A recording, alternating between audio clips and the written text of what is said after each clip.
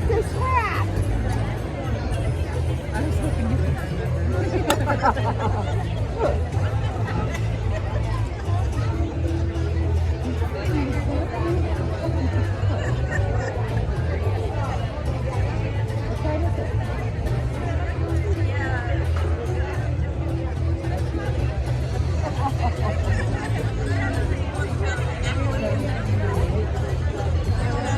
One minute.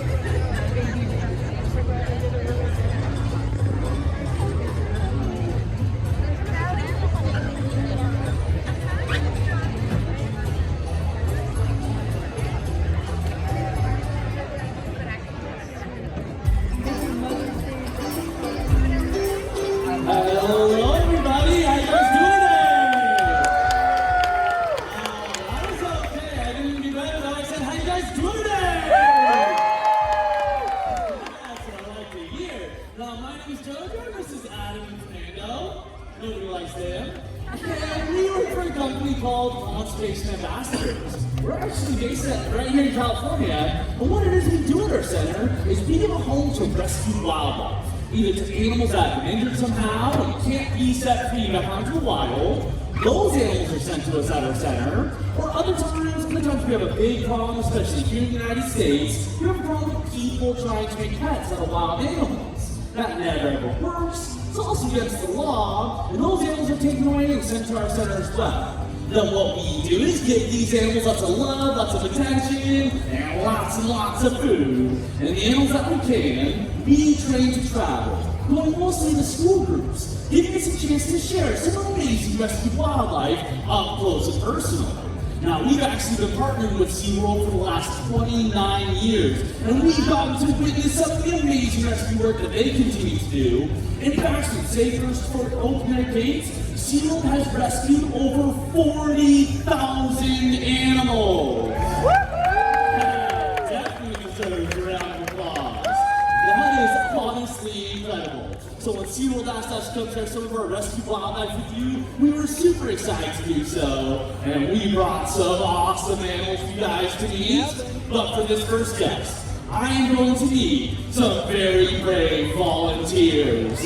Let's see, how about you in the gray sweatshirt there? And how about you in the gray sweatshirt there? You guys know what my favorite color is? No, it's blue. How about you? Yeah, you can come on up. And let's say one more of you right here in the blue shirt. Yeah. Come on, guys. All right. Hey, come on, real stage. Yeah, you're good. Everybody come stand right here and line up right in front of the table. All right. Now, you can come on up too. There we go. You got all the colors in there. Here, you want to scoot down one and she'll step right between you guys. Right up here. And then put your phone in the pocket there. All right, everybody face this way. And I need you guys to put your arms out like this. All right. You guys are going to help us hold our next guest. Her name is Julia Squeezer. She's absolutely beautiful. Check this girl out. This is Julia Squeezer, and she is the Burmese python. Now, let's get these guys all situated. Awesome. Nicely done. Yeah, wrap your arms around just like that. Perfect. Thank you so much. Now, we've all heard the stories, right, of these big snakes. They're sitting there in the jungle, a guy's walking through the jungle, the snake smells it, starts to chase him down, leaps out of the trees, wraps around the guy's neck, swallows and eats him. Was that really the way it works? No, this girl here, she's a big snake, but she can only swallow something about 5 times the size of her head. That's still pretty impressive. That would be like us trying to swallow a basketball. So instead, what she does is she'll sit there in the leaf litter, blending in perfectly with those beautiful scales of hers, and she'll sit there flicking that tongue. Now, what does she do with that tongue? Yeah, she's smelling. She sits that tongue, she can tell exactly what's in her area.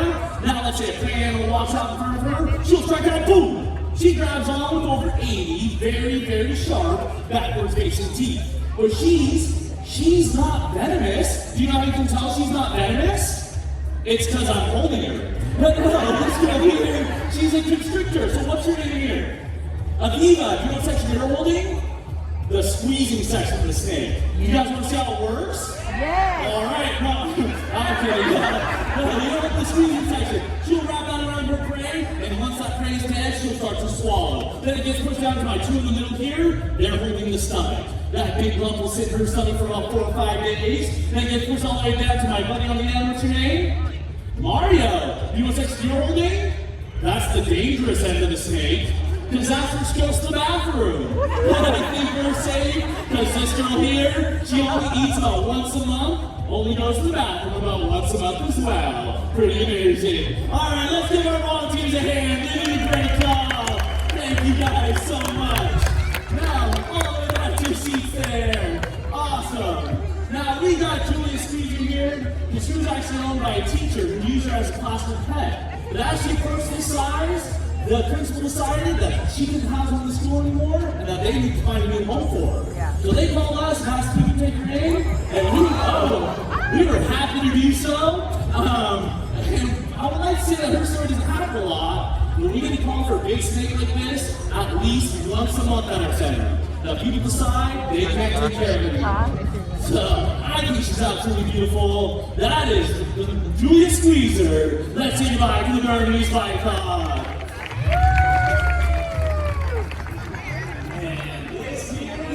Is a wizard, one of my favorite animals on the planet. He is the turkey vulture. I love his bald head, but I hope that in 10 years I don't end up looking like him. So, turkey vultures, they get up in the morning. The first thing that they're going to do, they're going to spread those big wings, and they're going to start to sunbathe. It helps to warm them up. When he's feeling nice and warm, he flaps those wings, he takes flight, he takes off. He's going to end up in the air where he starts to do these big, lazy circles. Now, they may look lazy, but he is actually working. He's working. He's sniffing. He's smelling for the grossest, disgusting, stinky, rotten things that he can find. That's right. And when he smells something gross that's been dead for a while, he says, lunchtime, and he flies on down to make a meal out of it.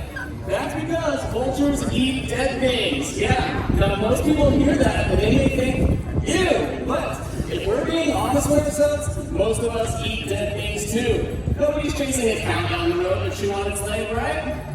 Only difference is that vultures eat meat that has so much bacteria and germs that it would otherwise make us sick to our stomachs. And because they're sticking their heads into rotting meat, they have this bald head right here so that none of it gets stuck to their feathers. Now they also cool off and clean their legs in kind of a gross way. You guys want to hear how they do that? Yeah, so they cool off and they clean their legs by peeing down them. Yeah, I heard it out there, right? Peeing down them, that's right. That's why we named him Wizard. So Wizard's been here with us for over 17 years because somebody had the nerve to shoot this big, beautiful bird in his left wing. And because bird bones are hollow, once they're broken, it's very hard for them to heal properly. And that's what happened to Wizard here. He can still fly a little bit, but not enough to survive out in the wild. Now, our next animal is also famous for flying, even though his hooves have never left the ground. So let's say goodbye to Wizard, the beautiful turkey vulture. Yes! This is Yukon, and he is the reindeer. Now, the reindeer are actually the domesticated version of the caribou. These guys have been domesticated in northern Europe for about 7,000 years. But they are amazing animals. They actually have the second widest hoof out of all the deer species. Those wide hoofs of theirs work like snowshoes, allowing them to walk through the Arctic tundras with ease. They also work like paddles, allowing these guys to even swim through rushing rivers. But I love these antlers. Look at those big bone growths. Those are the new antlers coming in for the season. See, all deer species lose their antlers every single year. Those big antlers will fall off their head as they grow and they're covered in that skin and velvet coating. Once they reach that full size, that's when they rub all that skin off. It's not the prettiest thing in the world, but that's when you're left with the beautiful bone antlers that you're used to seeing. But reindeer and caribou are actually special. They're the only deer species that both males and females get the antlers. The boys, they get theirs to fight for all the girls during mating season. Pretty typical. But the females actually get us to protect their young. So they keep this a little bit later in the season. That way they have that fresh set of antlers right when the babies are being born. And those babies are up and walking within the first hour of life. Mom is right by their side the entire time. But you've gone here, you actually came to our center from a petting zoo in Missouri. So there was a petting zoo in Missouri that decided it would be a good idea to add 3 male reindeer to their collection.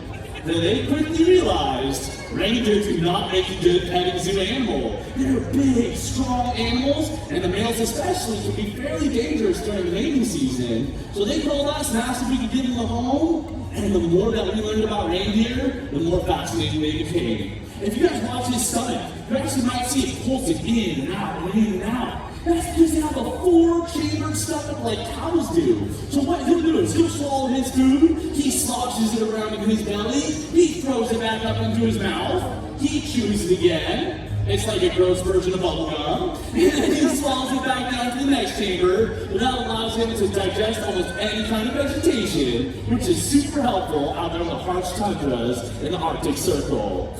Now, these guys were domesticated originally for sorts of food, leather, and to pull sleighs. They would actually pull sleighs through the snow. But Santa, he was the only one that got him to fly. But let's say goodbye to Yukon, the reindeer.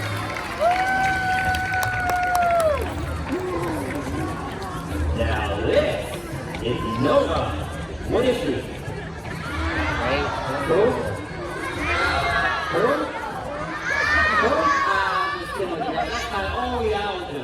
This is Nova, and she is the great horned owl. Now these guys are specialized to be able to hunt and fly at night. A couple things that help them. Number one, those eyes, those magnificent, beautiful, huge, massive eyes that look straight into your soul. Now, these eyes are so strong that if it was so dark out here that we weren't able to see a single thing, she would be able to see everything just about as good as we can right now without any issues whatsoever. But there's a problem with those eyes. Those eyes are so big that they're stuck right inside of her owl's skull, looking straight forward. If she wanted to look to the left, she would have to turn her whole head to the left. If she wanted to look to the right, she would have to turn her whole head to the right. That's the first time that's ever worked out. Right. That's how she has that amazing neck of hers right there. But it isn't like the cartoons. She just can't turn her head around and around. She did that, her head would pop right off. But she does have 7 extra neck bones, 14 total cervical vertebrae that allow her to turn her head 270 degrees almost all the way around one full time. Now, not only does that neck of hers help her, but she also has these amazing wings. These wings of hers are coated with something called foam feathers. These foam feathers, as she's clapping, give her the gift of silent flight. And this helps her out in a couple ways too. As she's out there looking for her food, she isn't just looking for her food, she's also listening for her food. So while she was out there, she was going flappity flappity just like that. She couldn't hear all the mice and rats down on the forest floor. Now this also helps her out. Oh yeah, everybody, once you go home, go look up a book in the library. It's called Everybody Moves. Yeah. Anyway, that also helps her out because the rats and mice, they won't hear her coming up, and she'll sneak attack and pick them right up. These guys are a super important part of the ecosystem. A bird this large can eat anywhere between 2 to 3 rodents a night. They're making sure that we don't get overrun by the rodent world. Now Nova here, she was flying free about 12 years ago. But unfortunately, she made a big mistake. Decided to fly right in front of the car. Now that car tried to stop. They really did. But they unfortunately hit her, shattering her left wing. Now, they bravely scooped her up and took her to a wildlife vet that fortunately saved her life. But unfortunately, that wing of hers with those hollow bones didn't heal up enough for her to be released back out into the wild. Which is why she's here with us. We love being able to share it with you. But our next animal is a predator on a completely different scale. That's Nova, the great horned owl.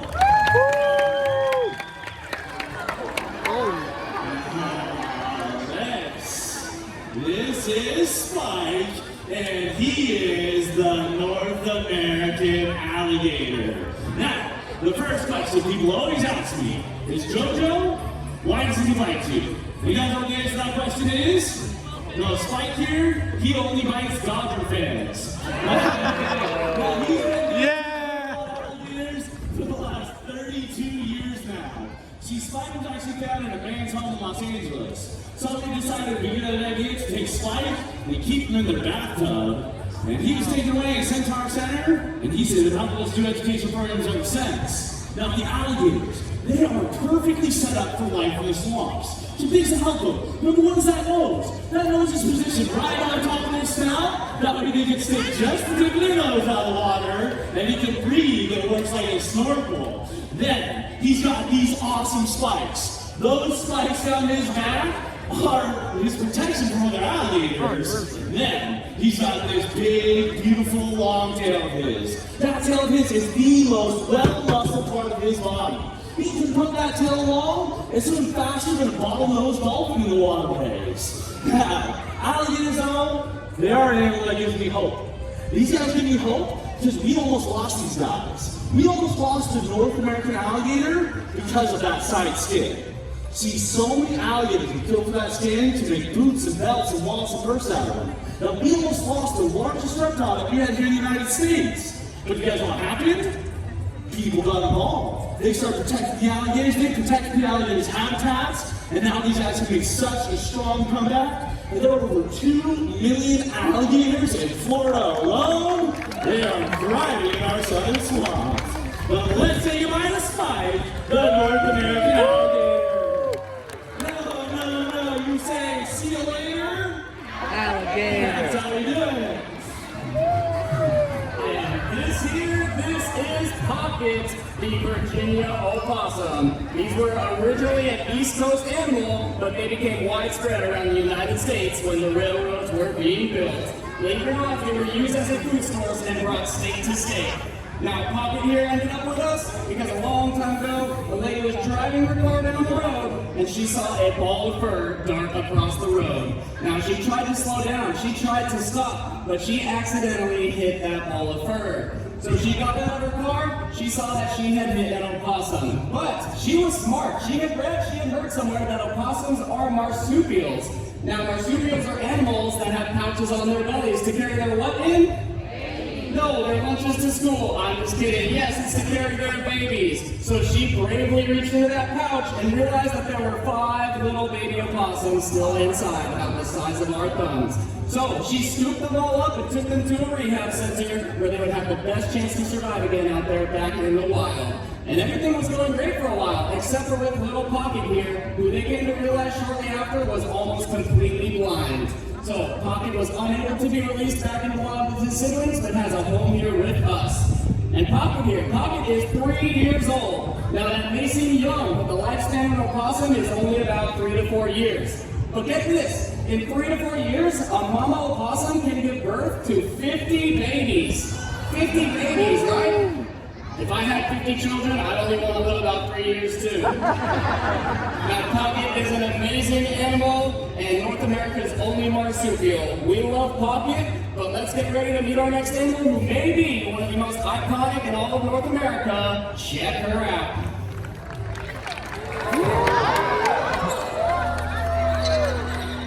Come here, girlie. Hold on. Hi, girl. That's better. All right. Sorry, this girl here, she gets a little off balance sometimes. Because as you can see, she is missing out left wing of hers.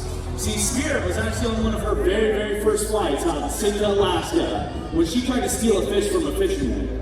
The guy got kind of into that, and he actually shot her in her left wing. But this young bird managed to swim her way back to shore, where she was taken in by a raptor center out there that saved her life. Unfortunately, they couldn't save that left wing of hers. And missing that wing completely takes away her ability to fly. But like we were saying, this is one of the most inspiring and recognizable animals on this planet, but we almost lost these big birds. We almost lost bald eagles due to a chemical that used to be used called DDT. They thought it was this miracle pesticide that people use all the time. They would even spray it on their kids, and they thought it wasn't hurting anybody. But what was happening? That chemical would get washed into the riverways, be absorbed by the fish. The eagles would then eat that fish, and the eagles themselves weren't directly hurt, but they ended up with a calcium deficiency. And that calcium deficiency resulted in them laying very, very soft eggs. So when the moms nest, the eggs would break, and no new generations of eagles were being born. But even after the chemicals stopped being used, the problem was still occurring. And it took the help of passionate people that would go out and watch the bald eagle nests, waiting for moms to lay their eggs. They would chase mom away right when that happened, which is not as easy as it sounds. Then they would take the soft eggs to incubate them and put big eggs in the nest. Now, right when those babies hatch, they would take them right back to that very same nest and sprinkle some eggshells around, and it was working surprisingly well. But the best part was, those babies, they didn't have the chemical in their system anymore. They were able to reproduce on their own. So in 2007, the bald eagles were able to be taken off the endangered species list. These guys are amazing animals though. She has eyesight that's 6 times better than yours or mine. She has almost 1,000 pounds per square inch of crushing power in those talons. Whenever she grabs a hold of something, you can bet it's always hers. And if she catches something too big for her to fly back to shore with, she'll actually swim it. They're amazing fishers and scavengers. Just absolutely awesome animals. That is Spirit. But brace yourselves, because our next guest comes off a little bit quickly. Check him out. Now this fighting fella is Morocco, the African crested porcupine. Now, can you guys all heard about porcupines that shoot the quills out? Yeah? Awesome. Alright, so to show us works, we're going to clap once on the count of 3. When we do that, it's going to send 10 to 20 quills towards the audience. So, you guys look for the first 3 rows? Cover your eyes. Are you guys ready? 1, 2, 3. It's not working. It's okay. Okay, let's try it again. 1, 2, 3. What's going on? Do porcupines really shoot the quills? No. Their quills are just hair. It's hair that's long, sharp, stiff, and pointy. The only time these quills ever come out is if an animal came up and touched them. It got stuck on them. Now, it's not like they're spring-loaded, and you can just say, fire missile 6 at will. And now porcupines can't shoot their quills, but they are amazing animals. They make up some of the most impressive rodents in the world, such as the South American prehensile-tailed porcupine that has over 30,000 quills on its body, and a grasping tail, kind of like that of a monkey, all the way up to the North American porcupine, a fuzzy tree climber with bark quills that lives right here in the US of A. But African crested porcupines, they're among my favorite to talk about. I'll tell you why. They're the biggest of the porcupines, growing upwards of 50 pounds and having quills as long as 18 inches. These guys, they scour the grasslands of Africa at night looking for anything from fruits, grasses, and roots. And if a predator comes up to them during their nightly excursions, they'll flare these quills right up so straight that they look like a sea urchin. Not only that, they have special hollow quills on their tails that they shake, warning that predator that they're a porcupine. They make a very pokey meal. And let me tell you, that defense usually works out pretty darn well. Because imagine having one of those quills stuck on your paw and your face. It's going to affect your hunting, and you're going to have all sorts of other problems. These guys truly run the savannas of Africa. Now, Mo here came to us from a Texas zoo that shut down, and they were having a bit of trouble trying to find homes for their critters. So, we took in as many animals as we could, including Mo here and 4 other porcupines 22 years ago, and he's been helping us do educational programs ever since. He's an awesome ambassador for his kind. That's Morocco, the African crested porcupine. Did you guys enjoy those animals? I hope you did. I hope you guys learned something. But because we get to work with all these awesome wild animals, people tend to ask us this one question. They tend to ask us what our favorite animal is. And you guys know what our favorite animal is? It's not the wildlife. We love the wildlife. That's why we do what we do. But my favorite animal, without question, without a doubt, is this next guest. His name is Basil, and you guys will definitely know what he is when you see him. Well, check him out. Come on out here, Basil. This is my favorite animal. I trust him, he trusts me. I know he wants to eat with me. I have to know, wild animals belong in nature where they're truly supposed to be. Now, I want to tell you one of our presentations of just a few easy things that we are able to do to help protect our wild crabs. Things like reducing single-use plastics and recycling, or picking up garbage and keeping the environments clean. Or if you find a sick or injured animal wild, call a wildlife rescue center. There are literally thousands of places set up keeping animals the proper care they need to hopefully get them back onto the wild. And thank you so much for coming to listen to our rescue tales and enjoy the rest of your day here at SeaWorld, everybody. Thank you very much for coming.